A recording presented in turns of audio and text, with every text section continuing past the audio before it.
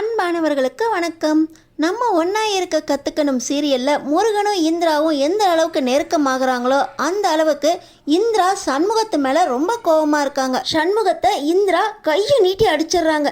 என்ன காரணம் தெரிஞ்சுக்கிறதுக்கு முன்னாடி இந்த வீடியோக்கு ஒரு லைக் போட்டுக்கோங்க. ஸோ பார்த்தீங்கன்னா நம்ம முருகனோட முதல் கேட்ரிங் ஆர்டருக்கு நீ நம்ம மெஸ்ஸில் இருந்து யாரையுமே கூட்டிகிட்டு போகக்கூடாது, மெஸ்ஸில் ஆள் இல்லாமல் பரிமாறுறதுக்கு இல்லாமல் மெஸ்ஸை மூணுங்கிற சூழ்நிலை வரவே கூடாது. ஏதோ மெஸ்ஸில் 1-2 ஐட்டம் நல்லா செஞ்சிட்டின்னா ஆர்டர் எடுத்து செய்கிற அளவுக்கு உனக்கு தெனாவெட்டு வந்துருச்சா? இந்த மெஸ்ஸில் ஏற்கனவே எல்லாருமே அடுப்பில் வெந்துக்கிட்டு இருக்காங்க. இங்கேருந்து உனக்காக சமையல் செய்கிறதுக்கு யாரும் வரமாட்டாங்க. இந்த மெஸ்ஸிலேருந்து உனக்கு எந்த உதவியுமே கிடைக்காது. என்கிட்ட நீ 15,000 ரூபாய் கேட்டு வந்திருக்க, அதெல்லாம் தரவே முடியாது. இந்த முதல் கேட்ரிங் ஆர்டர்லேயே ஒன்றத்துக்கு ஆகாமல் இந்த சாப்பாட்டுக்கு உனக்கு காசே தரமாட்டேன் அப்படின்னு உன்னை துரத்தி விட தான் போகிறான் அப்படின்னு கந்தசாமி ஏகப்பட்ட திட்டு திட்டி முருகனை அனுப்பி வச்சிட்றாரு. ஆனால் லக்ஷ்மி 15,000 ரூபாய் புள்ள கேட்டுட்டான், அவனோட முதல் ஆர்டரு அப்படின்னு சொல்லி திருட்டுத்தனமாக கணேசனா கிட்ட அவங்க சேர்த்து வச்ச 15,000 ரூபாவை கொடுத்து அனுப்புகிறாங்க. கந்தசாமி வண்டி கடை ஆரம்பிக்கும் போது முதல் கரண்டி வாங்கினாங்க இல்லையா, அந்த ராசியான கரண்டியையும் நம்ம முருகனுக்காக கொடுத்து விடுறாங்க. நம்ம முருகன் அந்த கேட்ரிங் ஆர்டருக்காக சின்ன வெங்காயம், பூண்டு, காய்கறி எல்லாத்தையும் நைட்டு ஃபுல்லாக உட்காந்து வெட்டிக்கிட்டு இருக்க, கூடவே உட்காந்து லக்ஷ்மி, குமரன், சரசு, கார்த்தி அவங்களோட பிள்ளைங்கன்னு முதற்கொண்டு எல்லாருமே ஒன்றா உட்காந்து உரிச்சு கொடுத்து ஹெல்ப் பண்ணுறாங்க. அது மட்டுமா, கார்த்திக் அடுத்த நாள் காலேஜுக்கு நான் லீவு போட்டுக்கிறேன்னே, உன் கூட இருந்து நான் உதவி செய்கிறேன் அப்படின்னு வந்து நின்னார். ஆனாலும் என்னால் தாண்டா படிக்க முடியல, நீ போய் படிக்கணும் அப்படின்னு சொல்லி முருகன் கார்த்தியை அனுப்பி வைக்கிறாரு. முருகன் முதலாக கேட்ரிங் ஆர்டர் எடுத்து செய்கிறோம், ஆனால் எல்லா ஐட்டமும் திருப்தியாக இருக்கணும் அப்படின்னு சொல்லி ஒவ்வொன்றையும் பார்த்து செஞ்சுக்கிட்டு இருக்காரு.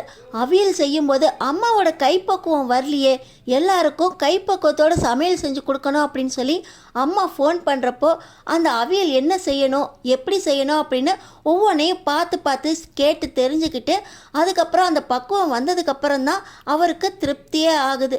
இன்னொரு பக்கம் புள்ள கேட்ரிங் ஆர்டர் எடுத்திருக்கான், எப்படி செய்கிறானோ அப்படின்னு லக்ஷ்மிக்கு படபடான்னு இருக்குது. இந்த குமரனும் சரசுவும் ஒரு எட்டு போய் பார்த்துட்டு வரலாமா அப்படின்னு கூட யோசிக்கிறாங்க. ஆனாலும் அந்த கந்தசாமி கல்லாலேயே உக்காந்துக்கிட்டு கண்கொத்தி பாம்பாக பார்த்துக்கிட்டு இருக்க யாராலையுமே லக்ஷ்மி மெஸ்ஸிலேருந்து நவரவே முடியல.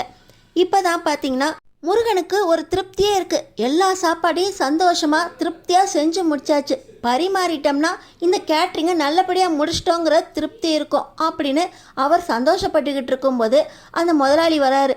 என்னப்பா எல்லாம் சாப்பாடெலாம் ரெடி ஆயிடுச்சா, பந்தி பரிமாறிடுங்க, எல்லாரும் வந்து உக்காந்துட்டாங்க அப்படின்னு சொல்ல அங்கே இருந்த சமையல் ஆள் வந்து சொல்கிறாரு, முருகா நம்ம பரிமாறுறதுக்கு ஆள் வச்சுருந்தோமே அவங்க எல்லாரும் டிராஃபிக்கில் மாட்டிக்கிட்டாங்களாம், வர்றதுக்கு 2 மணி நேரம் ஆகும்னு சொல்கிறாங்க அப்படின்னு சொல்ல முருகனுக்கு தூக்கி வாரி போட்டுருது.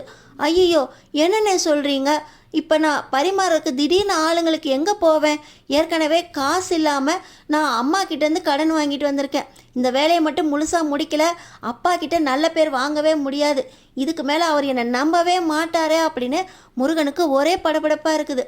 போய் அவரோட மேனேஜர்கிட்ட கேட்க அந்த மேனேஜரு இந்த நேரத்தில் வந்து சொல்லிக்கிட்டு இருக்கியப்பா அப்படின்னு சொல்லி எப்படியா சமாளின்னு சொல்கிறாரு. இருந்தாலும் அவங்க சமையல் செஞ்சவங்க எல்லாருமே அடுத்த சமையல் ஆர்டர் வாங்கியிருக்காங்களாம், அவங்க இப்போ கிளம்பிடுவாங்க, பரிமாறுறதுக்கு ஆள் இல்லையே அப்படின்னு அவரு நொந்து போய் நிற்க. இப்போ பார்த்தீங்கன்னா அந்த மேனேஜரு, எனக்கு ஒரு காலேஜ் பொண்ணு தெரியும், அந்த பொண்ணு படிச்சுக்கிட்டே பார்ட் டைம் ஜாப்லாம் பார்க்குது, மண்டபத்துக்கு வர சொன்னால் அந்த பொண்ணு எந்த உதவி வேணாலும் செய்யும், அந்த பொண்ணை வர சொல்கிறேன், ஃப்ரெண்ட்ஸுங்க இருந்தால் கூட்டிகிட்டு வர சொல்கிறேன், பரிமாறுறதுக்கு உதவி செய்வாங்க அப்படின்னு சொல்ல முருகனுக்கு உடனே கூப்பிடுங்கண்ணே வர சொல்லுங்க அப்படின்னு சொல்ல அங்கே பார்த்தீங்கன்னா இந்திரா கால் எடுக்கிறாங்க. ஏற்கனவே இந்திராவோட ஃப்ரெண்ட்ஸ் எல்லாம் சாப்பிட்றதுக்கு காசு இல்லாமல் எல்லோரும் தண்ணியை குடிச்சிட்டு படுக்க வேண்டியதா அப்படின்னு யோசிச்சுக்கிட்டு இருந்தாங்க. இப்போ இந்த மேனேஜர் கால் பண்ண உடனே நாங்கள் எல்லோரும் ஃப்ரெண்ட்ஸோடு வந்துடுறோம் அப்படின்னு இந்திரா ஃப்ரெண்ட்ஸையும் கூட்டிக்கிட்டு நல்ல வேலையாக கல்யாண மண்டபத்துக்கு கரெக்ட் டைமுக்கு வந்துடுறாங்க. இந்திராவை பார்த்த உடனே முருகனுக்கு கோவம், முருகனை பார்த்த உடனே இந்திராவுக்கு கோவம். இவ ஏற்கனவே மெஸ்ஸில் திருட்டுத்தனமாக சாப்பிட்டுட்டு நழுவ பார்த்தவ, இவ எப்படின்னா இங்கே சமையலை ஒழுங்காக பரிமாறுவா அப்படின்னு முருகன் கேள்வி கேட்குறாரு. இப்போ இந்திரா, இவன் ஏற்கனவே என் வண்டியை திருட்டுத்தனமாக உடச்சி போட்டு அதுக்கு செலவு பண்ணவன், என்னையே வண்டியில் கூட்டிகிட்டு போன்னு சொன்னவன், இவனுக்கெல்லாம் கொஞ்சம் கூட இறக்குங்கிறதே கிடையாது, இவனுக்கெல்லாம் நான் உதவி செய்ய முடியாது அப்படின்னு இந்திரா நிற்க, நீ எனக்கு வேலை செய்ய வேண்டாம், நான் உனக்கு வேலை செய்ய வேண்டாம் அப்படின்னு 2 பேரும் சண்டை போட்டுக்கிறாங்க. கடைசியில் இப்போ இவங்க இல்லாட்டினா வேலை ஆகாது, எல்லாம் வந்து உக்காந்துட்டாங்க அப்படின்னு மேனேஜர் சொன்ன உடனே, சரி சரி நீ பரிமாறு, நீ எப்படி வேலை செய்கிறேன்னு நான் பார்க்குறேன் அப்படின்னு சொல்லி முருகனும் சொல்ல, அதெல்லாம் கிடையாது, கட் அண்ட் ரைட்டாக சம்பளத்தை பேசிக்குவோம் அப்படின்னு சொல்லி இந்திரா முருகன்கிட்ட சம்பளத்தை பேசிக்கிட்டு தான் வேலை செய்கிறதுக்கே ஆரம்பிக்கிறாங்க. நல்லா தான் பரிமாறிக்கிட்டு இருக்காங்க. ஆனால் முருகன் வர்றப்ப மட்டும் சாம்பார் சாம்பாருன்னு இந்த இந்திரா கிண்டல் பண்ணிக்கிட்டு இருக்காங்க. இந்த நேரத்தில் தான் சண்முகம் அந்த இடத்துக்கே வராரு. சண்முகத்துக்கு பணம் தான் முக்கியம். இந்த மாதிரி இறங்கி எந்த வேலையுமே செய்ய மாட்டார். அவர் அவங்க அப்பா கிட்டேயே மாதம் 3000 ரூபாய் 5000 ரூபாய் அப்படின்னு ஏமாற்றிக்கிட்டு போகிறாரு. கந்தசாமி ஏமாறுற ஆளே கிடையாது. அப்படிப்பட்ட கந்தசாமியையே எனக்கு 50000 ரூபாய் 60000 ரூபாய்க்கு வேலை கிடைக்கணும் அப்படின்னா நீங்கள் இப்போ 3000 ரூபாய் 4000 ரூபாய் கொடுத்தாதான் நான் அதை கொண்டு போய் ஃபீஸ் கட்ட முடியும், அப்போ தான் அவங்க என்னை வேலைக்கு சேர்த்துக்குவாங்க அப்படின்னு ஏமாற்றி, முதல் படிக்கிறவர் இல்லையா, அதனால் நல்லாவே ஏமாற்றி காசை பிடுங்கிட்டு போகிறவர். இப்போ முருகன் கேட்ரிங் ஆர்டர் செய்கிறார் இல்லையா, முருகன்கிட்ட வந்து பணத்தை ஏமாற்றி பிடுங்கிட்டு போகிறதுக்காக வந்திருக்காரு. நம்ம முருகனுக்கு தம்பிங்க மேலே பாசம் இருக்குது. இருந்தாலும் சண்முகத்து மேலே கொஞ்சம் கூட நம்பிக்கையே கிடையாது. தூங்குறப்ப கூட தம்பிங்களுக்கும் ஃபேன் காற்று வரட்டும் அப்படின்னு ஃபேனை சுத்தக்கூட விடாமல் ஒரே பக்கமாக நிற்க வச்சு அவர் மட்டும் காற்று வாங்குவார். கேட்டால் அவர் படிக்கிற பிள்ளையாம். மெஸ்ஸில் வேலை செய்யுன்னு சொன்னால், நான் படிக்கிறேன், நான் வேலைக்கெலாம் வரமாட்டேன், இந்த மெஸ்ஸில் நீங்கள் தான் படிக்காதவங்க வேலை செய்யணும் அப்படின்னு சொல்லி கொஞ்சம் கூட மரியாதையே இல்லாமல் இருந்தவர். குமரனை இவன் எங்கள் வீட்டு வேலைக்காரின்னு சொல்லி எல்லாருக்கும் அறிமுகம் பண்ணவர். அவங்க அம்மா கிட்ட போய், இந்த வேலைக்காரி எதுக்குமா காஃபியை போட்டுனா கொடுக்க மாட்டேங்கிறா அப்படின்னு மரியாதையே இல்லாமல் பேச, அவங்க அம்மா லக்ஷ்மி அவள் வேலைக்காரி இல்லை, உன்னோட அண்ணி அப்படின்னு சொல்லி விட்டவங்க. அப்படி இருந்தும் இந்த சண்முகம் திருந்தவே இல்லை. காசுக்காக அப்பா கிட்ட அடி போட்டதும் இல்லாமல் இப்போ முருகன்கிட்டையும் அடி போட வந்திருக்காரு. அண்ணே சாரிண்ணே, நீ நைட்டு வெங்காயம் பூண்டெல்லாம் உரிச்சிக்கிட்டு இருந்ததுக்கு அண்ணன் அண்ணியெல்லாம் வந்து ஹெல்ப் பண்ணாங்க, என்னால் வர முடியலண்ணே, ரொம்ப படிக்கிறதுக்கு இருந்துச்சு, அதுவும் இல்லாமல் அத்தனை பேர் இருக்கிறதுல நான் மட்டும் எத்தனை வெங்காயத்தை உரிச்சிட போகிறேன், அதனால தான் அண்ணே வரல. நீ இந்த மண்டபத்தில் தான் வேலை பார்க்குறியா, கேட்ரிங்க்கு காசு கொடுத்துட்டாங்களா அண்ணே, கொடுண்ணே அப்படின்னு சொல்லி சண்முகம் கேட்குறாரு. உனக்கு எதுக்குடா காசு கொடுக்கணும் அப்படின்னு சொல்லி முருகன் கேட்க, அண்ணன் இன்றைக்கி டேர்ம் ஃபீஸ் கட்டணுமா, அப்பாட்ட கேட்டேன், அப்பா வழக்கம் போல் கையில் காசு இல்லைன்னு சொல்லிட்டாரு, இன்றைக்கி தானே லாஸ்ட் டேட்டு, உன் கையில் காசு இருந்தால் கொடுண்ணே, அப்பா கொடுத்ததுக்கப்புறம் நான் உன்ட்ட கொடுத்துட்றேன் அப்படின்னு சொல்லி இந்த சண்முகம் நம்ம முருகனை ஏமாற்றி காசு கேட்குறாரு. ஆனால் இந்திராவும் காலேஜில் தானே படிக்கிறவங்க, இந்த நேரத்தில் எப்படி டேர்ம் ஃபீஸ் எல்லாம் கேட்பாங்க, இன்றைக்கி கவர்மெண்ட் ஹாலிடே வேறு, இன்றைக்கி கட்டணும்னு சொல்லி இவன் கேட்குறான் அப்படின்னா இன்றைக்கி கண்டிப்பாக கட்டுறதுக்கான நாளே கிடையாது, காலேஜ் லீவுங்கிறதுனால ஊர் சுற்றுறதுக்காக கேட்குறான் அப்படின்னு சொல்லி இந்திரா முருகன் கிட்ட சொல்கிறாங்க.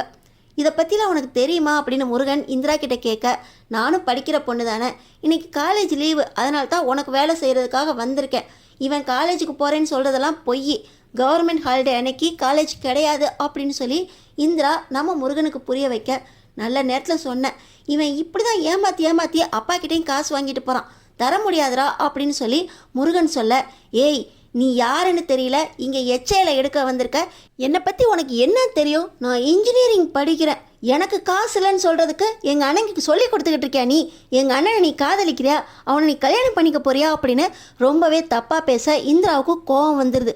என்னடா ஏமாற்றி காசு வாங்குறதுக்காக வந்தவன் நீ என்னை பற்றி தப்பாக பேசிக்கிட்டு இருக்கியா அப்படின்னு ஓங்கி ஒரு விடுறாங்க இந்திரா.